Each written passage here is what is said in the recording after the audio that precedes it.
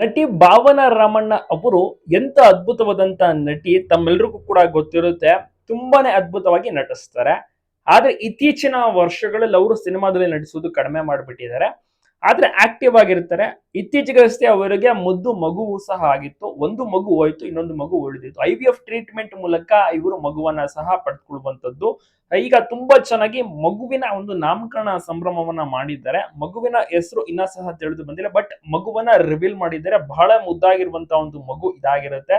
ಭಾವನಾ ಅವರು ಒಂದು ಕುಟುಂಬಸ್ಥರ ಜೊತೆಗೆ ಮತ್ತೆ ಅವರ ಒಂದು ತೀರಾ ಹತ್ತಿರದ ಒಂದು ಕ್ಲೋಸ್ ಮೆಂಬರ್ಸ್ ಗಳನ್ನ ಇನ್ವೈಟ್ ಮಾಡಿರ್ತಾರೆ ಮನೆಗೆ.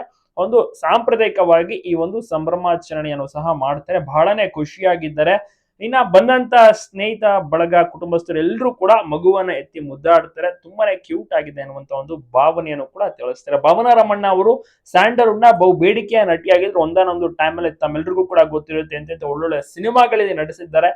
ಇವರ ಚಂದ್ರಮುಖಿ ಪ್ರಾಣಸಖಿಯ ಒಂದು ಸಿನಿಮಾ ಅಂತೂ ಮರೆಯೋಕಂತೂ ಸಾಧ್ಯವೇ ಇಲ್ಲ. ಅಂತ ಒಂದು ಅದ್ಭುತವಾದಂತಹ ಸಿನಿಮಾಗಳು ಈಗ ಸದ್ಯಕ್ಕೆ ತಾಯಿಯಾಗಿರುವಂತಹ ಖುಷಿಯಲ್ಲಿ ತಾಯ್ತನವನ್ನ ಬಹಳನೇ ಎಂಜಾಯ್ ಮಾಡ್ತಾ ಇದ್ದಾರೆ ಅಂತಾನೆ ಹೇಳ್ಬೋದು.